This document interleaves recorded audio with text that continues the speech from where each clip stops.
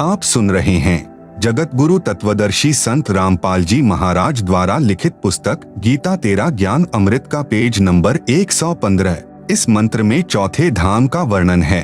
आप जी सृष्टि रचना में पढ़ेंगे, उससे पूर्ण जानकारी होगी। पढ़े इसी पुस्तक के पृष्ठ 120 पर परमात्मा ने ऊपर के 4 लोक अजर अमर रचे हैं।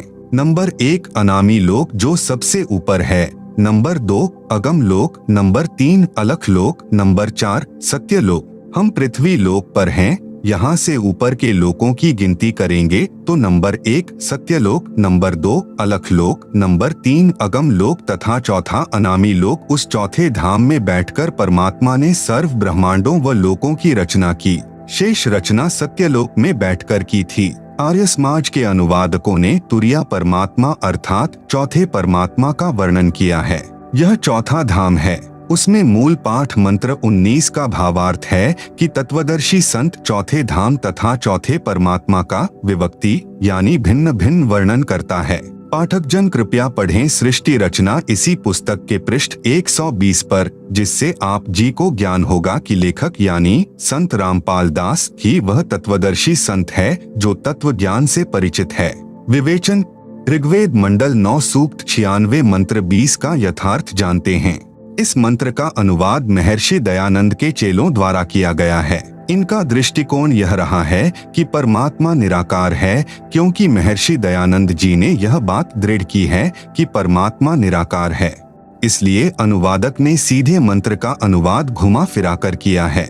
जैसे मंत्र 20 के मूल पाठ में लिखा है, मर्य न शभः तन्वा मृजानः अत्यः न श्रित्वा सने धनानाम वृषेव यूथा परिकोशम अर्शन कनिकृदत चंबोह आविवेश। अनुवाद मर्यः यानी मनुष्य, न यानी जैसे सुंदर वस्त्र धारण करता है ऐसे परमात्मा, शुभ्रः तन्व यानी सुंदर शरीर, मृजानः यानी धारण करके, अत्यः यानी अत्यंत गति से, श्रित्वा यानी चलता हुआ, धनानाम यानी भक्ति धन के धनियों अर्थात पुण्यात्माओं को, सने यानी प्राप्ति के लिए आता है, यूथा वृषेव यानी जैसे एक समुदाय को उसका सेनापति प्राप्त होता है, ऐसे वह परमात्मा संत व ऋषि रूप में प्रकट होता है तो उसके बहुत संख्या में अनुयायी बन जाते हैं और परमात्मा उनका गुरु रूप में मुखिया होता है।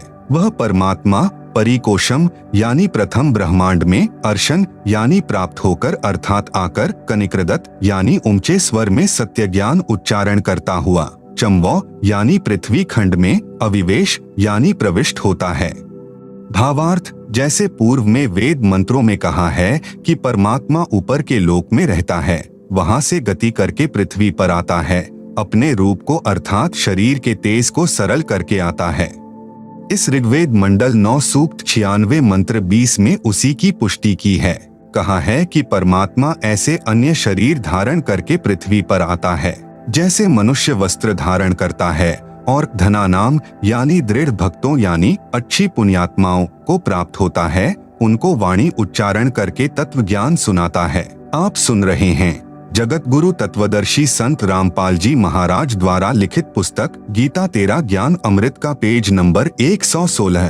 प्रमाण के लिए ऋग्वेद मंडल नंबर 9 सूक्त 95 मंत्र 2 का फोटो कॉपी देखें जिसे पुस्तक में दिया गया है। ऋग्वेद मंडल 9 सूक्त 95 मंत्र 2 का अनुवाद महर्षि दयानंद के चेलों ने किया है, जो बहुत ठीक किया है। इसका भावार्थ है कि पूर्वोक्त परमात्मा अर्थात जिस परमात्मा के विषय में पहले वाले मंत्रों में ऊपर कहा गया है, वह सृजानः यानी अपना शरीर धारण करके, ऋतस्य पथ्याम यानी सत्य भक्ति का मार्ग अर्थात यथार्थ आध्यात्मिक ज्ञान अपनी अमृतमयी वाक अर्थात वाणी द्वारा मुक्ति मार्ग की प्रेरणा करता है। वह मंत्र ऐसा है जैसे अरितेव नावम यानी नाविक नौका में बैठाकर पार कर देता है, ऐसे ही परमात्मा सत्य भक्ति मार्ग रूपी नौका के द्वारा साधक को संसार रूपी दरिया के पार करता है। वह देवानाम देवः यानी सब देवों का देव अर्थात सब प्रभुओं का प्रभु परमेश्वर, बर्हिषि प्रवाचे यानी वाणी रूपी ज्ञान यज्ञ के लिए, गुह्यानी यानी गुप्त, नामा आविष्कणोति यानी नामों का आविष्कार करता है अर्थात जैसे गीता अध्याय 17 श्लोक 23 में ओम तत् सत में तत् तथा सत ये गुप्त मंत्र हैं जो उसी परमेश्वर ने मुझे यानी संत रामपाल दास को बताए हैं। उनसे ही पूर्ण मोक्ष संभव है। सूक्ष्म वेद में परमेश्वर ने कहा है कि सोहम शब्द हम जग में लाए, सार शब्द हम गुप्त छिपाए। भावार्थ, परमेश्वर ने स्वयं सोहम शब्द भक्ति के लिए बताया है। यह सोहम मंत्र किसी भी प्राचीन ग्रंथ यानी वेद, गीता, कुरान, पुराण तथा बाइबल में नहीं है। फिर सूक्ष्म वेद में कहा है कि सोहम ऊपर और है, सत्य सुकृत एक नाम, सब हंसों का जहां बास है, बस्ती है बिन ठाम। भावार्थ, सोहम नाम तो परमात्मा ने प्रकट कर दिया, आविष्कार कर दिया, परंतु सार शब्द को गुप्त रखा था। अब मुझे लेखक संत रामपाल को बताया है, जो साधकों को दीक्षा के समय बताया जाता है। इसका गीता अध्याय 17 श्लोक 23 में कहे ओम तत्सत से संबंध है। आप सुन रहे हैं जगत गुरु तत्वदर्शी संत रामपाल जी महाराज द्वारा लिखित पुस्तक गीता तेरा ज्ञान अमृत का पेज नंबर 117। प्रमाण के लिए ऋग्वेद मंडल नंबर 9 सूक्त 94 मंत्र 1 का फोटो कॉपी देखें, जिसे पुस्तक में दिया गया है। विवेचन, ऋग्वेद मंडल 9 सूक्त 94 मंत्र 1 का अनुवाद भी आर्य समाज के विद्वानों द्वारा किया गया है। विवेचन पुस्तक विस्तार को ध्यान में रखते हुए उन्हीं के अनुवाद से अपना मत सिद्ध करते हैं। जैसे पूर्व में लिखे वेद मंत्रों में बताया गया है कि परमात्मा अपने मुख कमल से वाणी उच्चारण करके तत्व ज्ञान बोलता है। लोकोक्तियों के माध्यम से, कवित्व से, दोहों, शब्दों, साखियों, चौपाइयों के द्वारा वाणी बोलने से प्रसिद्ध कवियों में से भी एक कवि की उपाधि प्राप्त करता है। उसका नाम कबीरदेव अर्थात कबीर साहेब है। इस ऋग्वेद मंडल 9 सूक्त 94 मंत्र 1 में भी यही स्पष्ट है कि जो सर्वशक्तिमान परमेश्वर है वह कवियन व्रजम न यानी कवियों की तरह आचरण करता हुआ पृथ्वी पर विचरण करता है। प्रमाण के लिए ऋग्वेद मंडल नंबर 9 सूक्त 20 मंत्र 1 का फोटोकॉपी देखें, जिसे पुस्तक में दिया गया है। विवेचन, ऋग्वेद मंडल 9 सूक्त 20 मंत्र 1 का अनुवाद भी आर्य समाज के विद्वानों ने किया है। इसका अनुवाद ठीक कम गलत अधिक है। इसमें मूल पाठ में लिखा है प्रकविर्देव वीत्य अव्यह वारेभ्यः अर्षति साहनान विश्वाह अभिस्पृष्ट है। आप सुन रहे हैं जगत गुरु तत्वदर्शी संत रामपाल जी महाराज द्वारा लिखित पुस्तक गीता तेरा ज्ञान अमृत का पेज नंबर 118। सरलार्थ, प्र यानी वेद ज्ञान दाता से जो दूसरा कबीरदेव यानी कबीरदेव कबीर परमेश्वर है, वह विद्वानों अर्थात जिज्ञासुओं को वीत्य यानी ज्ञान धन की तृप्ति के लिए, वारेभ्यः यानी श्रेष्ठ आत्माओं को, अर्षति यानी ज्ञान देता है। वह अव्यय यानी अविनाशी है, रक्षक है, साहनान यानी सहनशील, विश्वाह यानी तत्व ज्ञानहीन सर्व दुष्टों को, स्पृधः यानी अध्यात्म ज्ञान की कृपा स्पर्धा अर्थात ज्ञान गोष्ठी रूपी वाक युद्ध में, अभि यानी पूर्ण रूप से तिरस्कृत करता है, उनको फिट्टे मुंह कर देता है। विशेष नंबर 1 इस मंत्र के अनुवाद में आप फोटोकॉपी में देखेंगे तो पता चलेगा कि कई शब्दों के अर्थ आर्य विद्वानों ने छोड़ रखे हैं, जैसे प्रक वारेभ्यः, जिस कारण से वेदों का यथार्थ भाव सामने नहीं आ सका। नंबर 2 मेरे अनुवाद से स्पष्ट है कि वह परमात्मा अच्छी आत्माओं, दृढ़ भक्तों को ज्ञान देता है। उसका नाम भी लिखा है कबीरदेव। हम कबीर परमेश्वर कहते हैं। प्रमाण ऋग्वेद मंडल नंबर 9 सूक्त 54 मंत्र 3 का फोटोकॉपी दिया गया है, जिसे आप पुस्तक में देख सकते हैं।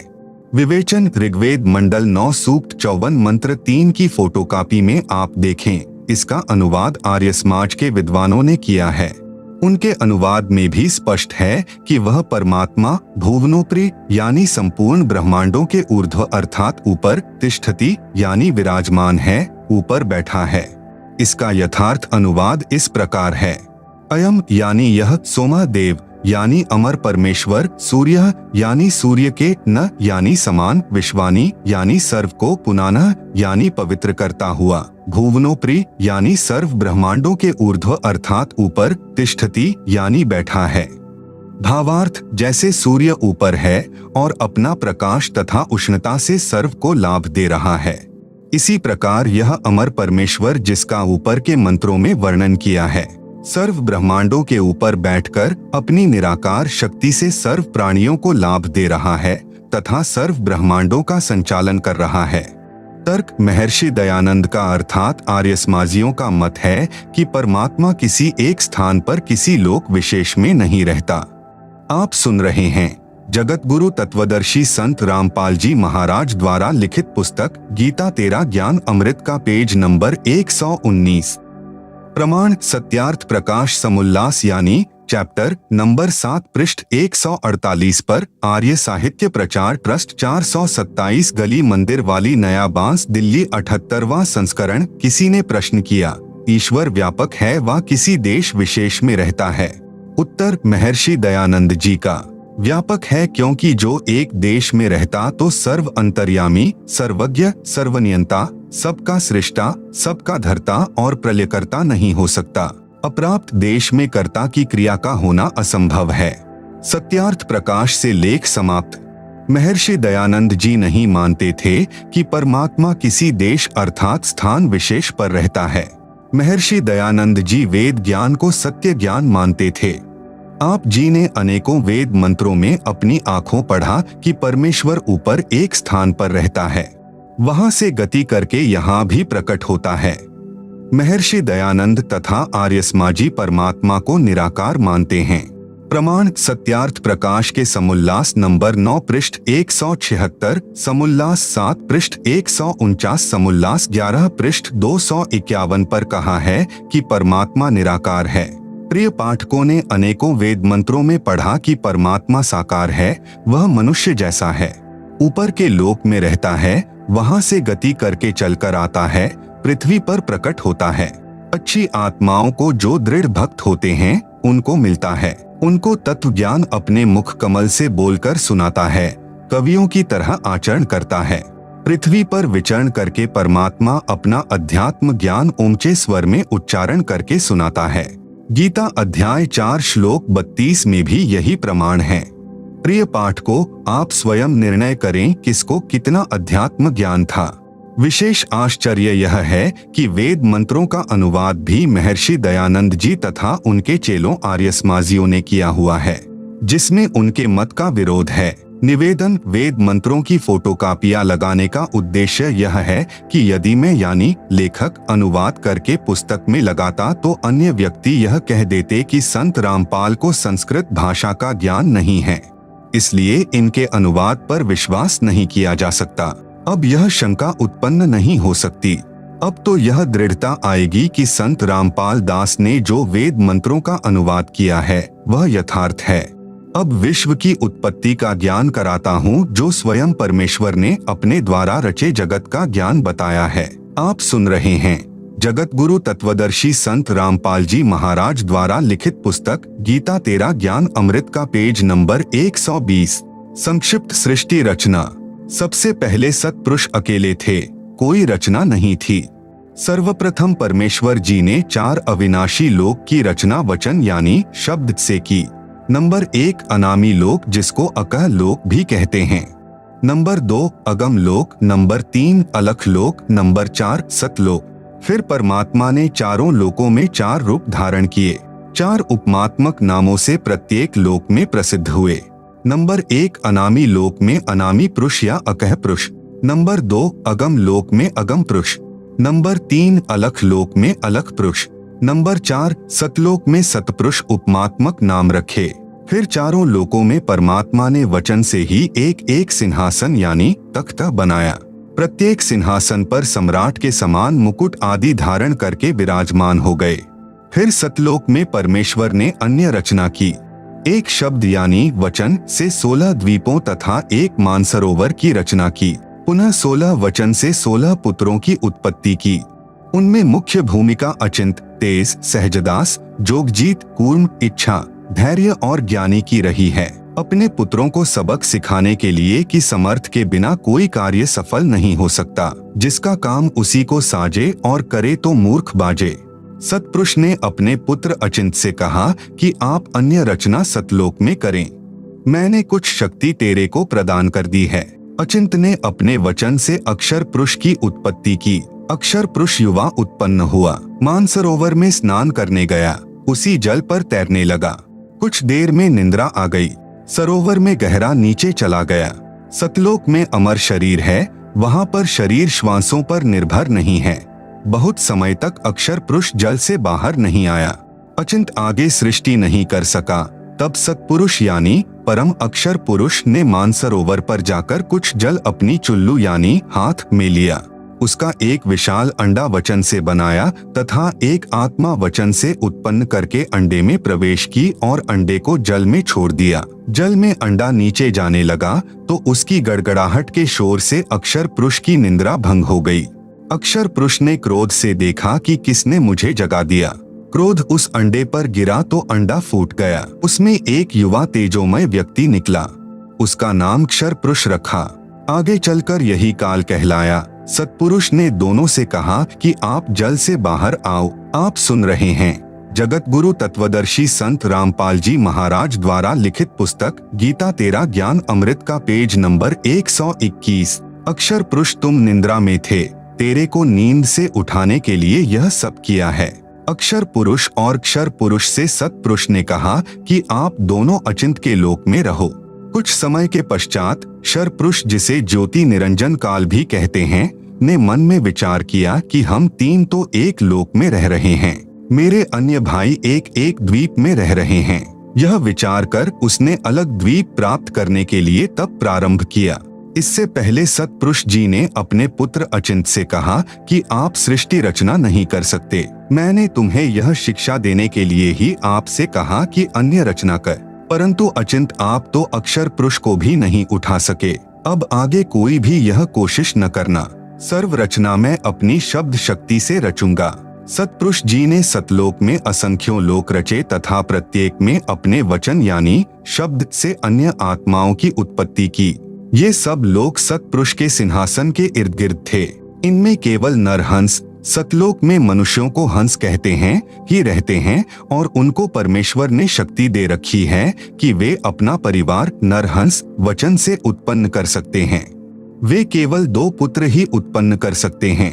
क्षर पुरुष यानी ज्योति निरंजन ने तप करना शुरू किया।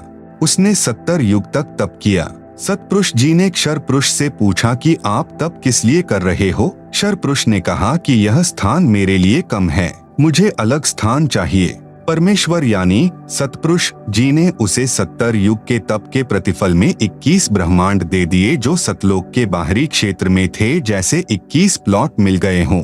ज्योति निरंजन यानी क्षर पुरुष ने विचार किया कि इन ब्रह्मांडों में कुछ रचना भी होनी चाहिए।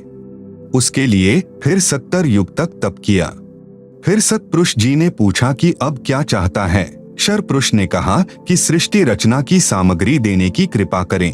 सत्पुरुष जी ने उसको 5 तत्व जल, पृथ्वी, अग्नि, वायु तथा आकाश तथा 3 गुण रजगुण, सतगुण तथा तमगुण दे दिए तथा कहा कि इनसे अपनी रचना कर। क्षर पुरुष ने तीसरी बार फिर तप प्रारंभ किया। जब 64 युग तप करते हो गए तो सत्य पुरुष जी ने पूछा कि आप और क्या चाहते हैं?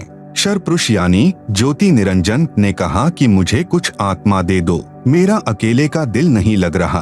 क्षर पुरुष को आत्मा ऐसे मिली। आगे पढ़े। आप सुन रहे हैं जगत गुरु तत्वदर्शी संत रामपाल जी महाराज द्वारा लिखित पुस्तक गीता तेरा ज्ञान अमृत का पेज नंबर 122। हम काल के लोक में कैसे आए? जिस समय क्षर पुरुष यानी ज्योति निरंजन एक पैर पर खड़ा होकर तप कर रहा था, तब हम सभी आत्माएं इस क्षर पुरुष पर आकर्षित हो गए। जैसे जवान बच्चे अभिनेता व अभिनेत्री पर आसक्त हो जाते हैं, लेना एक न देने दो, व्यर्थ में चाहने लग जाते हैं। वे अपनी कमाई करने के लिए नाचते कूदते हैं। युवा बच्चे उन्हें देखकर अपना धन नष्ट करते हैं। ठीक इसी प्रकार हम अपने परमपिता सत्पुरुष को छोड़कर काल पुरुष यानी क्षर पुरुष को हृदय से चाहने लग गए थे। जो परमेश्वर हमें सर्व सुख सुविधा दे रहा था, उससे मुंह मोड़कर इस नकली ड्रामा करने वाले काल ब्रह्म को चाहने लगे। सत्पुरुष जी ने बीच बीच में बहुत बार आकाशवाणी की कि बच्चों तुम इस काल की क्रिया को मत देखो, मस्त रहो। हम ऊपर से तो सावधान हो गए, परंतु अंदर से चाहते रहे। परमेश्वर तो अंतर्यामी है। इन्होंने जान लिया कि ये यहाँ रखने के योग्य नहीं रहे। काल पुरुष यानी क्षर पुरुष यानी ज्योति निरंजन ने जब 2 बार तप करके फल प्राप्त कर लिया, तब उसने सोचा कि अब कुछ जीवात्मा भी मेरे साथ रहनी चाहिए, मेरा अकेले का दिल नहीं लगेगा। इसलिए जीवात्मा प्राप्ति के लिए तप करना शुरू किया। 64 युग तक तप करने के पश्चात परमेश्वर जी ने पूछा कि ज्योति निरंजन अब किस लिए तप कर रहा है? क्षरपुरुष ने कहा कि कुछ आत्माएं प्रदान करो, मेरा अकेले का दिल नहीं लगता। सतपुरुष ने कहा कि तेरे तप के बदले में और ब्रह्मांड दे सकता हूँ, परंतु अपनी आत्माएं नहीं दूंगा। ये मेरे शरीर से उत्पन्न हुई हैं। हाँ, यदि वे स्वयं जाना चाहते हैं तो वह जा सकते हैं। युवा कबीर यानी समर्थ कबीर के वचन सुनकर ज्योति निरंजन हमारे पास आया। हम सभी हंस आत्मा पहले से ही उस पर आसक्त थे। हम उसे चारों तरफ से घेरकर खड़े हो गए। ज्योति निरंजन ने कहा कि मैंने पिताजी से अलग 21 ब्रह्मांड प्राप्त किए हैं। वहाँ नाना प्रकार के रमणीय स्थल बनाए हैं। क्या आप मेरे साथ चलोगे? हम सभी हंसों ने, जो आज 21 ब्रह्मांडों में परेशान हैं, कहा कि हम तैयार हैं। यदि पिताजी आज्ञा दें तब क्षर पुरुष यानी काल पूर्ण ब्रह्म महान कबीर यानी समर्थ कबीर प्रभु के पास गया तथा सर्व वार्ता कही। तब कबीरग्नि यानी कबीर परमेश्वर ने कहा कि मेरे सामने स्वीकृति देने वाले को आज्ञा दूंगा। क्षर पुरुष तथा परम अक्षर पुरुष यानी कबीर मितौजा दोनों हम सभी हंसात्माओं के पास आए। सत कबीर देव ने कहा कि जो हंसात्मा ब्रह्म के साथ जाना चाहता है, हाथ ऊपर करके स्वीकृति दें। अपने पिता के सामने किसी की हिम्मत नहीं हुई, किसी ने स्वीकृति नहीं दी। बहुत समय तक सन्नाटा छाया रहा। तत्पश्चात एक हंस आत्मा ने साहस किया तथा कहा कि पिताजी मैं जाना चाहता हूँ। फिर तो उसकी देखा देखी, जो आज काल यानी ब्रह्म के 21 ब्रह्मांडों में फंसी हैं, हम सभी आत्माओं ने स्वीकृति दे दी। आप सुन रहे हैं जगत गुरु तत्वदर्शी संत रामपाल जी महाराज द्वारा लिखित पुस्तक गीता तेरा ज्ञान अमृत का पेज नंबर 123। परमेश्वर कबीर जी ने ज्योति निरंजन से कहा कि आप अपने स्थान पर जाओ। जिन्होंने तेरे साथ जाने की स्वीकृति दी है, मैं उन सर्व हंस आत्माओं को आपके पास भेज दूंगा। ज्योति निरंजन अपने 21 ब्रह्मांडों में चला गया। उस समय तक यह 21 ब्रह्मांड सतलोक में ही थे। तत्पश्चात पूर्ण ब्रह्म ने सर्वप्रथम स्वीकृति देने वाले हंस को लड़की का रूप दिया, परंतु स्त्री इंद्री नहीं रची तथा सर्व आत्माओं को, जिन्होंने ज्योति निरंजन यानी ब्रह्म के साथ जाने की सहमति दी थी, उस लड़की के शरीर में प्रवेश कर दिया तथा उसका नाम आष्ट्रा यानी आदि माया प्रकृति देवी दुर्गा पड़ा तथा सत्यपुरुष ने कहा कि पुत्री मैंने तेरे को शब्द शक्ति प्रदान कर दी है। जितने जीव ब्रह्म कहे आप उत्पन्न कर देना। पूर्ण ब्रह्म कबीर देव यानी कबीर साहेब ने अपने पुत्र सहज दास के द्वारा प्रकृति को क्षर पुरुष के पास भिजवा दिया। सहज दास जी ने ज्योति निरंजन को बताया कि पिताजी ने इस बहन के शरीर में उन सब आत्माओं को प्रवेश कर दिया है, जिन्होंने आपके साथ जाने की सहमति व्यक्त की थी। इसको वचन शक्ति प्रदान की है। आप जितने जीव चाहोगे प्रकृति अपने शब्द से उत्पन्न कर देगी। यह कहकर सहजदास वापस अपने द्वीप में आ गया। युवा होने के कारण लड़की का रंग रूप निखरा हुआ था। ब्रह्म के अंदर विषय वासना उत्पन्न हो गई तथा प्रकृति देवी के साथ अभद्र गतिविधि प्रारंभ की। तब दुर्गा ने कहा कि ज्योति निरंजन मेरे पास पिताजी की प्रदान की हुई शब्द शक्ति है। आप जितने प्राणी कहोगे मैं वचन से उत्पन्न कर दूंगी। आप मैथुन परंपरा शुरू मत करो। आप भी उसी पिता के शब्द से अंडे से उत्पन्न हुए हो तथा मैं भी उसी परमपिता के वचन से ही बाद में उत्पन्न हुई हूँ। आप मेरे बड़े भाई हो। बहन भाई का यह योग महापाप का कारण बनेगा। परंतु ज्योति निरंजन ने प्रकृति देवी की एक भी प्रार्थना नहीं सुनी तथा अपनी शब्द शक्ति द्वारा नाखूनों से स्त्री इंद्री यानी भग प्रकृति को लगा दी तथा बलात्कार करने की ठानी। उसी समय दुर्गा ने अपनी इज्जत रक्षा के लिए कोई और चारा न देखकर सूक्ष्म रूप बनाया तथा ज्योति निरंजन के खुले मुख के द्वारा पेट में प्रवेश करके पूर्ण ब्रह्म कबीर देव से अपनी रक्षा के लिए याचना की। उसी समय कबीर देव यानी कबीर देव अपने पुत्र योग संतायन अर्थात जोगजीत का रूप बनाकर वहां प्रकट हुए तथा कन्या को ब्रह्म के उदर से बाहर निकाला तथा कहा, ज्योति निरंजन आज से तेरा नाम काल होगा। तेरे जन्म मृत्यु होते रहेंगे, इसीलिए तेरा नाम क्षर पुरुष होगा तथा 1 लाख मानव शरीरधारी प्राणियों को प्रतिदिन खाया करेगा व 1.25 लाख उत्पन्न किया करेगा। आप दोनों को 21 ब्रह्मांड सहित निष्कासित किया जाता है। इतना कहते ही 21 ब्रह्मांड विमान की तरह चल पड़े। आप सुन रहे हैं जगत गुरु तत्वदर्शी संत रामपाल जी महाराज द्वारा लिखित पुस्तक गीता तेरा ज्ञान अमृत का पेज नंबर 124। सहज दास के द्वीप के पास से होते हुए सतलोक से 16 शंख कोस यानी एक कोस लगभग 3 किलोमीटर का होता है की दूरी पर आकर रुक गए। विशेष विवरण। अब तक 3 शक्तियों का विवरण आया है। नंबर 1 पूर्ण ब्रह्म, जिसे अन्य उपमात्मक नामों से भी जाना जाता है, जैसे सतपुरुष, अकाल पुरुष, शब्द स्वरूपी राम, परम अक्षर ब्रह्म पुरुष आदि। यह पूर्ण ब्रह्म असंख्य ब्रह्मांडों का स्वामी है तथा वास्तव में अविनाशी है। नंबर 2 परब्रह्म, जिसे अक्षर पुरुष भी कहा जाता है, यह वास्तव में अविनाशी नहीं है।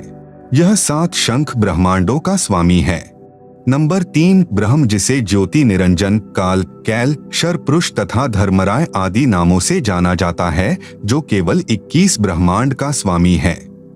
अब आगे इसी ब्रह्म यानी काल की सृष्टि के एक ब्रह्मांड का परिचय दिया जाएगा, जिसमें 3 और नाम आपके पढ़ने में आएंगे, ब्रह्मा, विष्णु तथा शिव।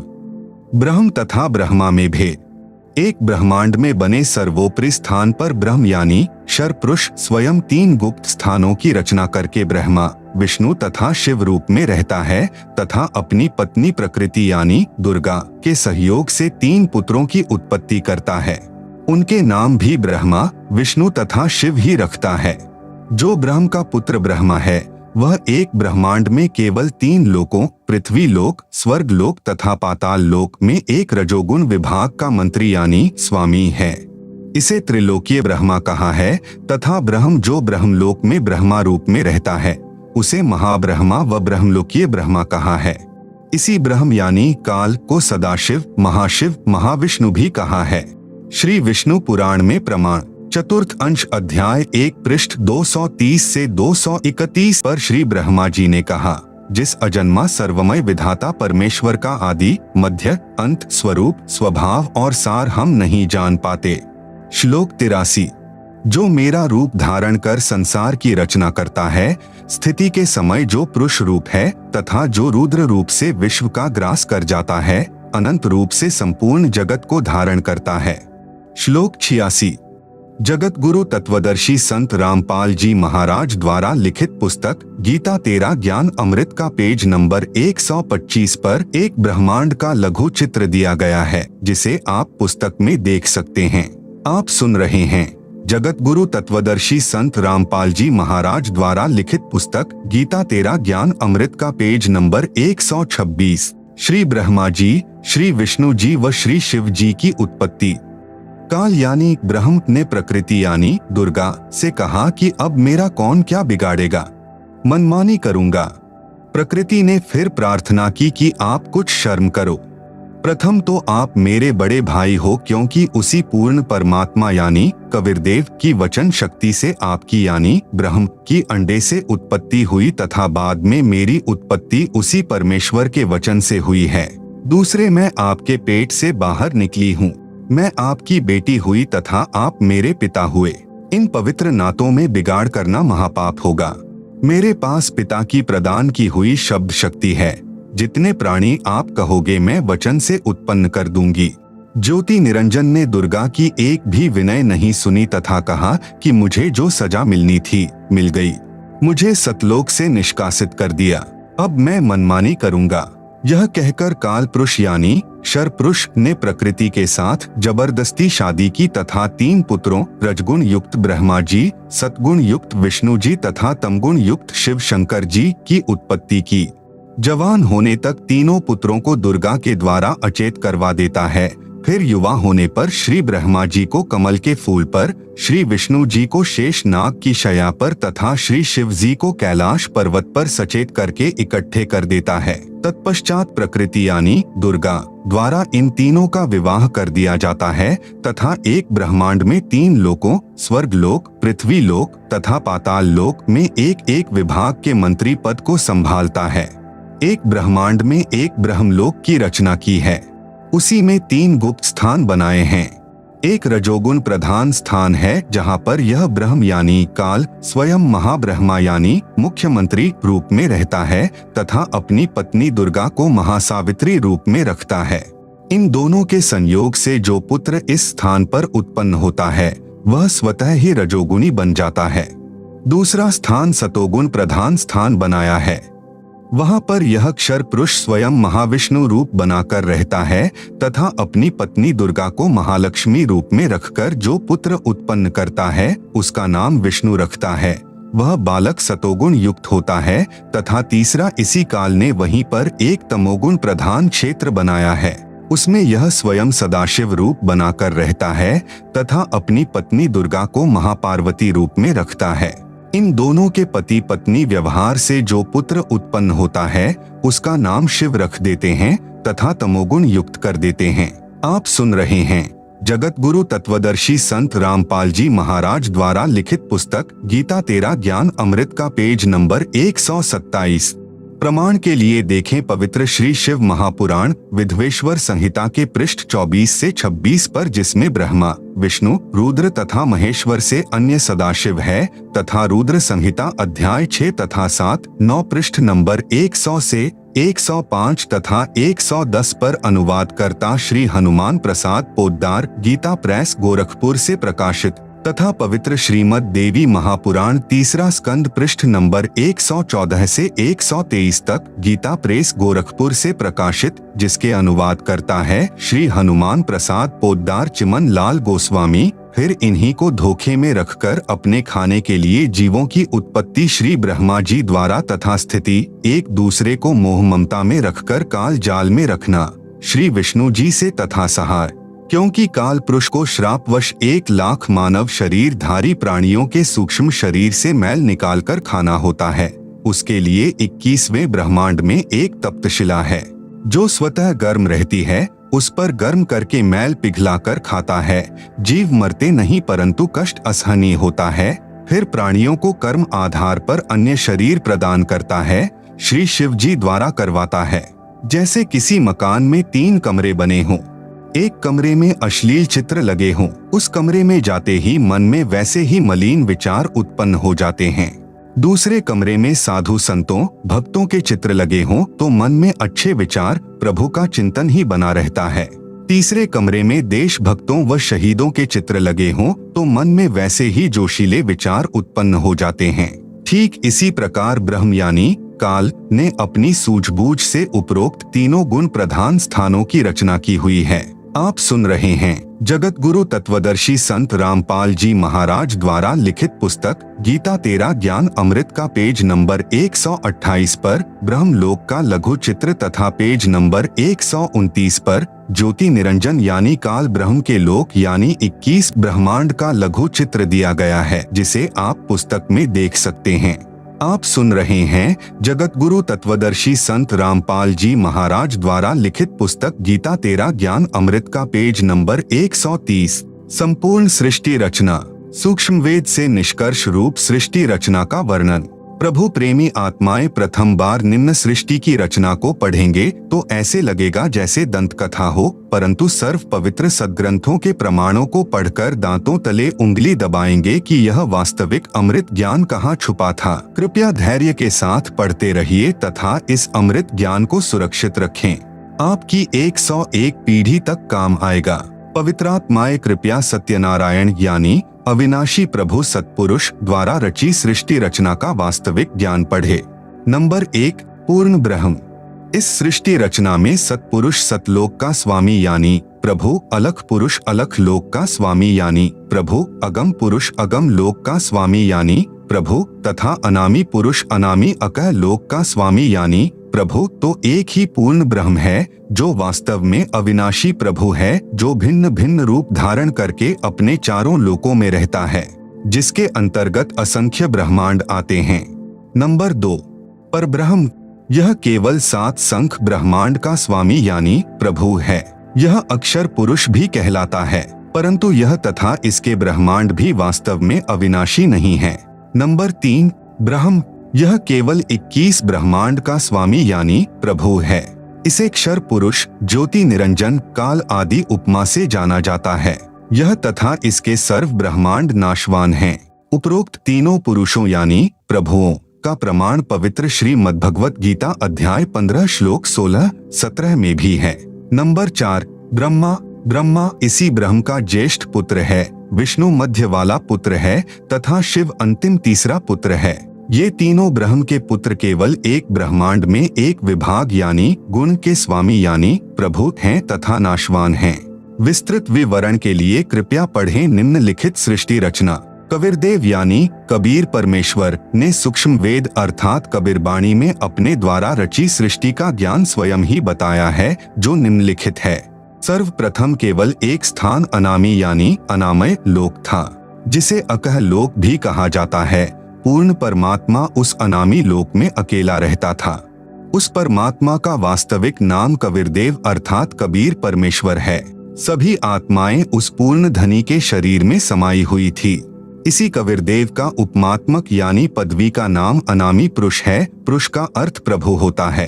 प्रभु ने मनुष्य को अपने ही स्वरूप में बनाया है, इसलिए मानव का नाम भी पुरुष ही पड़ा है। अनामी पुरुष के एक रोमकूप यानी शरीर के बाल का प्रकाश शंख सूर्यों की रोशनी से भी अधिक है। जगत गुरु तत्वदर्शी संत रामपाल जी महाराज द्वारा लिखित पुस्तक गीता तेरा ज्ञान अमृत पुस्तक का पेज नंबर 131 पर परमेश्वर कबीर साहेब के असंख्य ब्रह्मांडों का लघु चित्र दिया गया है, जिसे आप पुस्तक में देख सकते हैं। आप सुन रहे हैं जगत गुरु तत्वदर्शी संत रामपाल जी महाराज द्वारा लिखित पुस्तक गीता तेरा ज्ञान अमृत का पेज नंबर 132। विशेष जैसे किसी देश के आदरणीय प्रधानमंत्री जी का शरीर का नाम तो अन्य होता है तथा पद का उपमात्मक यानी पदवी का नाम प्रधानमंत्री होता है। कई बार प्रधानमंत्री जी अपने पास कई विभाग भी रख लेते हैं। तब जिस भी विभाग के दस्तावेजों पर हस्ताक्षर करते हैं तो उस समय उसी पद को लिखते हैं। जैसे गृह मंत्रालय के दस्तावेजों पर हस्ताक्षर करेंगे तो अपने को गृह मंत्री लिखेंगे, वहां उसी व्यक्ति के हस्ताक्षर की शक्ति कम होती है। इसी प्रकार कबीर परमेश्वर यानी कबीरदेव की रोशनी में अंतर भिन्न भिन्न लोकों में होता जाता है। ठीक इसी प्रकार पूर्ण परमात्मा कबीरदेव यानी कबीर परमेश्वर ने नीचे के 3 और लोकों यानी अगम लोक, अलख लोक, सतलोक की रचना शब्द यानी वचन से की। यही पूर्ण ब्रह्म परमात्मा कबीरदेव यानी कबीर परमेश्वर ही अगम लोक में प्रकट हुआ तथा कबीरदेव यानी कबीर परमेश्वर अगम लोक का भी स्वामी है तथा वहां इनका उपमात्मक यानी पदवी का नाम अगम पुरुष अर्थात अगम प्रभु है। इसी अगम प्रभु का मानव सदृश शरीर बहुत तेजोमय है, जिसके एक रोमकूप यानी शरीर के एक बाल की रोशनी खरब सूर्य की रोशनी से भी अधिक है। यह पूर्ण परमात्मा कबीरदेव यानी कबीर परमेश्वर अलख लोक में प्रकट हुआ तथा स्वयं ही अलख लोक का भी स्वामी है तथा उपमात्मक यानी पदवी का नाम अलख पुरुष भी इसी परमेश्वर का है तथा इस पूर्ण प्रभु का मानव सदृश शरीर तेजोमय स्वर ज्योति यानी स्वयं प्रकाशित है। एक रोमकूप यानी शरीर के एक बाल की रोशनी अरब सूर्यों के प्रकाश से भी ज्यादा है। यही पूर्ण प्रभु सतलोक में प्रकट हुआ तथा सतलोक का भी अधिपति यही है, इसलिए इसी का उपमात्मक यानी पदवी का नाम सतपुरुष यानी अविनाशी प्रभु है। इसी का नाम अकाल मूर्ति, शब्द स्वरूपी राम, पूर्ण ब्रह्म, परम अक्षर ब्रह्म आदि हैं। इसी सतपुरुष कबीरदेव यानी कबीर प्रभु का मानव सदृश शरीर तेजोमय है, जिसके एक रोम यानी शरीर के बाल का प्रकाश करोड़ सूर्यों तथा इतने ही चंद्रमाओं के प्रकाश से भी अधिक है। इस कबीरदेव यानी कबीर प्रभु ने सतपुरुष रूप में प्रकट होकर सतलोक में विराजमान होकर प्रथम सतलोक में अन्य रचना की। एक शब्द यानी वचन से 16 द्वीपों की रचना की, फिर 16 शब्दों से 16 पुत्रों की उत्पत्ति की। एक मानसरोवर की रचना की जिसमें अमृत भरा। 16 पुत्रों के नाम हैं नंबर 1 कूर्म, नंबर 2 ज्ञानी, नंबर 3 विवेक, नंबर 4 तेज, नंबर 5 सहज, नंबर 6 संतोष, नंबर 7 सुरती, नंबर 8 आनंद, नंबर 9 क्षमा, नंबर 10 निष्काम, नंबर 11 जलरंगी, नंबर 12 अचिंत, नंबर 13 प्रेम, नंबर 14 दयाल, नंबर 15 धैर्य, नंबर 16 योग संतायन अर्थात योगजीत। सतपुरुष कबीरदेव ने अपने पुत्र अचिंत को सत्यलोक की अन्य रचना का भार सौंपा तथा शक्ति प्रदान की। अचिंत ने अक्षर पुरुष यानी परब्रह्म की शब्द से उत्पत्ति की तथा कहा कि मेरी मदद करना। आप सुन रहे हैं जगत गुरु तत्वदर्शी संत रामपाल जी महाराज द्वारा लिखित पुस्तक गीता तेरा ज्ञान अमृत का पेज नंबर 133। अक्षर पुरुष स्नान करने मानसरोवर पर गया, वहां आनंद आया तथा सो गया। लंबे समय तक बाहर नहीं आया। तब अचिंत की प्रार्थना पर अक्षर पुरुष को नींद से जगाने के लिए कबीरदेव यानी कबीर परमेश्वर ने उसी मानसरोवर से कुछ अमृत जल लेकर एक अंडा बनाया तथा उस अंडे में एक आत्मा प्रवेश की तथा अंडे को मानसरोवर के अमृत जल में छोड़ा। अंडे की गड़गड़ाहट से अक्षर पुरुष की निंद्रा भंग हुई। उसने अंडे को क्रोध से देखा, जिस कारण से अंडे के 2 भाग हो गए। उसमें से ज्योति निरंजन यानी क्षर पुरुष निकला, जो आगे चलकर काल कहलाया। इसका वास्तविक नाम कैल है। तब सत्पुरुष यानी कबीरदेव ने आकाशवाणी की कि आप दोनों बाहर आओ तथा अचिंत के द्वीप में रहो। आज्ञा पाकर अक्षर पुरुष तथा क्षर पुरुष यानी कैल दोनों अचिंत के द्वीप में रहने लगे। बच्चों की नालायकी उन्हीं को दिखाई कि कहीं फिर प्रभुता की तरफ न बन जाए, क्योंकि समर्थ बिन कार्य सफल नहीं होता। फिर पूर्ण धनी कबीरदेव ने सर्व रचना स्वयं की।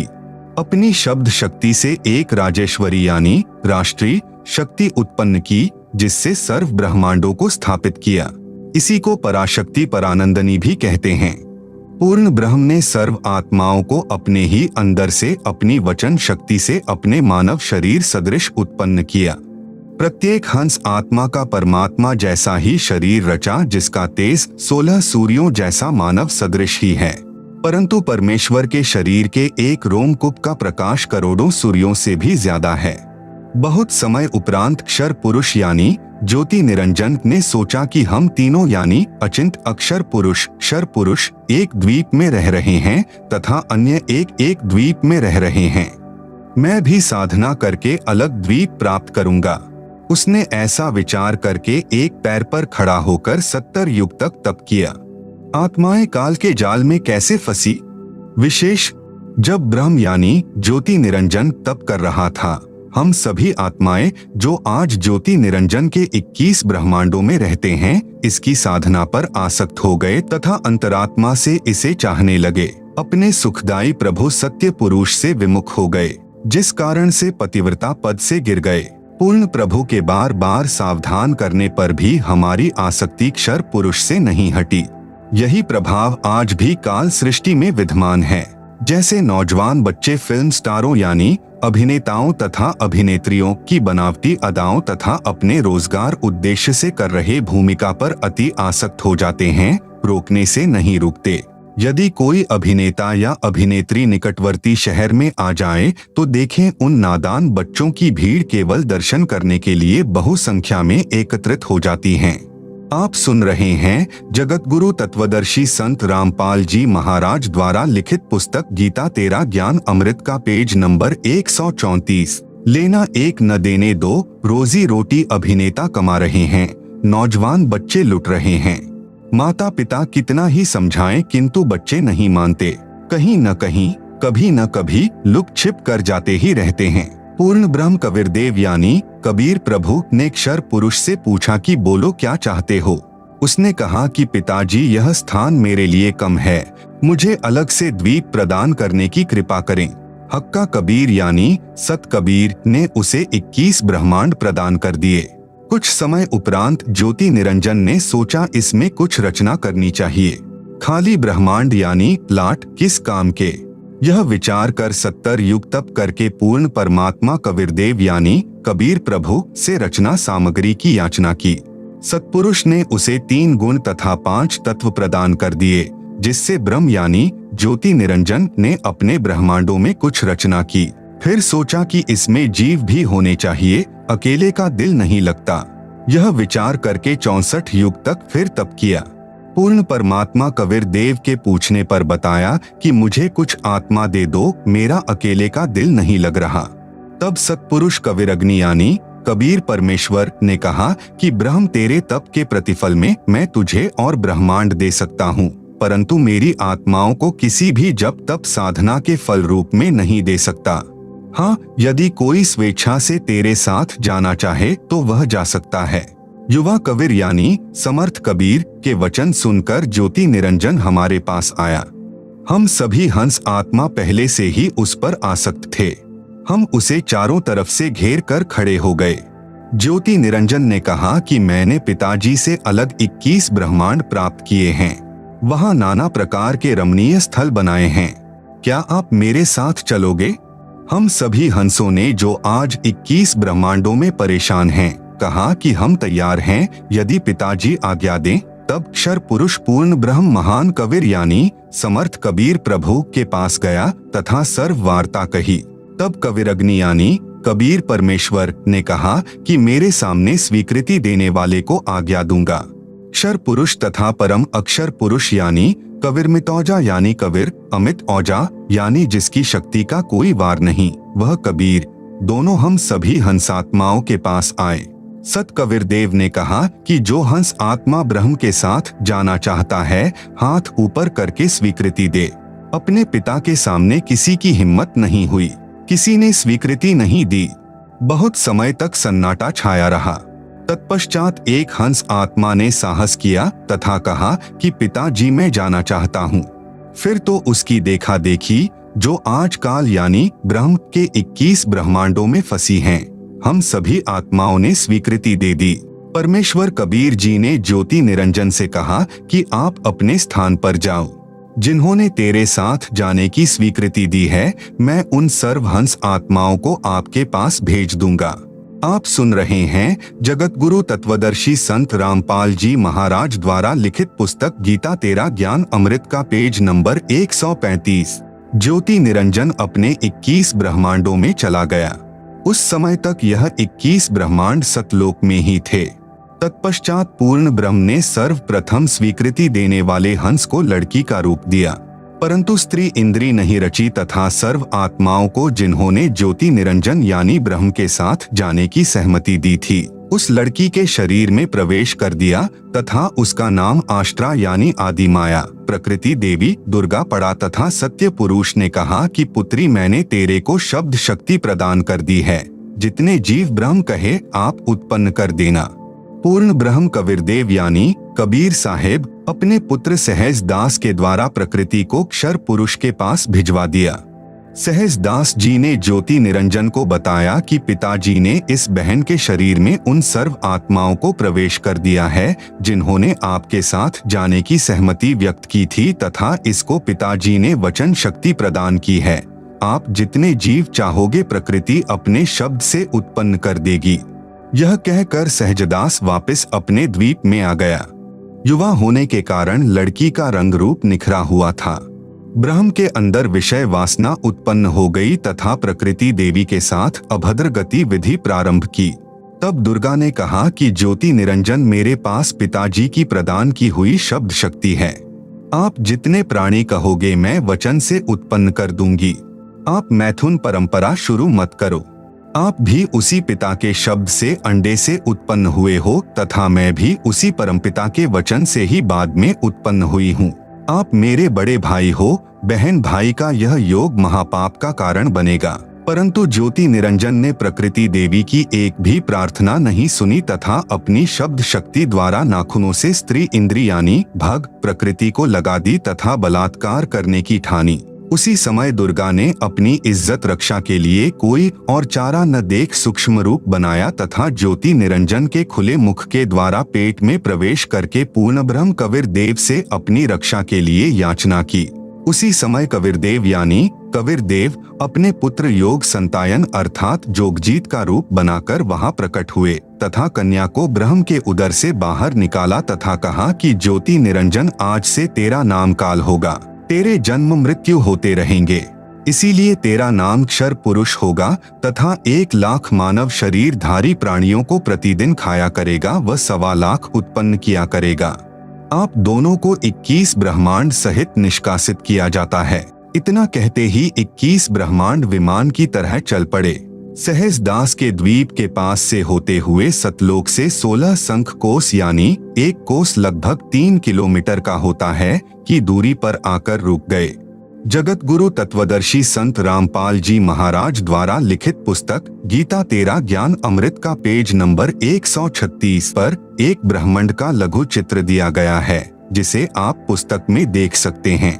आप सुन रहे हैं जगत गुरु तत्वदर्शी संत रामपाल जी महाराज द्वारा लिखित पुस्तक गीता तेरा ज्ञान अमृत का पेज नंबर 137। विशेष विवरण। अब तक 3 शक्तियों का विवरण आया है। नंबर 1, पूर्ण ब्रह्म, जिसे अन्य उपमात्मक नामों से भी जाना जाता है, जैसे सत्पुरुष, अकाल पुरुष, शब्द स्वरूपी राम, परम अक्षर ब्रह्म पुरुष आदि। यह पूर्ण ब्रह्म असंख्य ब्रह्मांडों का स्वामी है तथा वास्तव में अविनाशी है। नंबर 2, परब्रह्म, जिसे अक्षर पुरुष भी कहा जाता है, यह वास्तव में अविनाशी नहीं है।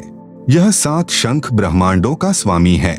नंबर 3, ब्रह्म, जिसे ज्योति निरंजन, काल, कैल, शर पुरुष तथा धर्मराय आदि नामों से जाना जाता है, जो केवल 21 ब्रह्मांड का स्वामी है। अब आगे इसी ब्रह्म यानी काल की सृष्टि के एक ब्रह्मांड का परिचय दिया जाएगा, जिसमें 3 और नाम आपके पढ़ने में आएंगे: ब्रह्मा, विष्णु तथा शिव। ब्रह्म तथा ब्रह्मा में भेद। एक ब्रह्मांड में बने सर्वोपरि स्थान पर ब्रह्म यानी अक्षर पुरुष स्वयं 3 गुप्त स्थानों की रचना करके ब्रह्मा, विष्णु तथा शिव रूप में रहता है तथा अपनी पत्नी प्रकृति यानी दुर्गा के सहयोग से 3 पुत्रों की उत्पत्ति करता है। उनके नाम भी ब्रह्मा, विष्णु तथा शिव ही रखता है। जो ब्रह्म का पुत्र ब्रह्मा है, वह एक ब्रह्मांड में केवल 3 लोकों यानी पृथ्वी लोक, स्वर्ग लोक तथा पाताल लोक में एक रजोगुण विभाग का मंत्री यानी स्वामी है। इसे त्रिलोकीय ब्रह्मा कहा है तथा ब्रह्म, जो ब्रह्मलोक में ब्रह्मा रूप में रहता है, उसे महाब्रह्मा व ब्रह्मलोकीय ब्रह्मा कहा है। इसी ब्रह्म यानी काल को सदाशिव, महाशिव, महाविष्णु भी कहा है। श्री विष्णु पुराण में प्रमाण चतुर्थ अंश अध्याय 1 पृष्ठ 230-231 पर श्री ब्रह्मा जी ने कहा, जिस अजन्मा सर्वमय विधाता परमेश्वर का आदि, मध्य, अंत, स्वरूप, स्वभाव और सार हम नहीं जान पाते। श्लोक 83। जो मेरा रूप धारण कर संसार की रचना करता है, स्थिति के समय जो पुरुष रूप है तथा जो रुद्र रूप से विश्व का ग्रास कर जाता है, अनंत रूप से संपूर्ण जगत को धारण करता है। श्लोक 86। श्री ब्रह्मा जी, श्री विष्णु जी व श्री शिव जी की उत्पत्ति। काल यानी ब्रह्म ने प्रकृति यानी दुर्गा से कहा कि अब मेरा कौन क्या बिगाड़ेगा, मनमानी करूंगा। प्रकृति ने फिर प्रार्थना की कि आप कुछ शर्म करो, प्रथम तो आप मेरे बड़े भाई हो, क्योंकि उसी पूर्ण परमात्मा यानी कबीरदेव की वचन शक्ति से आपकी यानी ब्रह्म की अंडे से उत्पत्ति हुई तथा बाद में मेरी उत्पत्ति उसी परमेश्वर के वचन से हुई है। दूसरे, मैं आपके पेट से बाहर निकली हूँ, मैं आपकी बेटी हुई तथा आप मेरे पिता हुए। इन पवित्र नातों में बिगाड़ करना महापाप होगा। मेरे पास पिता की प्रदान की हुई शब्द शक्ति है। जितने प्राणी आप कहोगे मैं वचन से उत्पन्न कर दूंगी। आप सुन रहे हैं जगत गुरु तत्वदर्शी संत रामपाल जी महाराज द्वारा लिखित पुस्तक गीता तेरा ज्ञान अमृत का पेज नंबर 138। ज्योति निरंजन ने दुर्गा की एक भी विनय नहीं सुनी तथा कहा कि मुझे जो सजा मिलनी थी मिल गई, मुझे सतलोक से निष्कासित कर दिया, अब मनमानी करूंगा।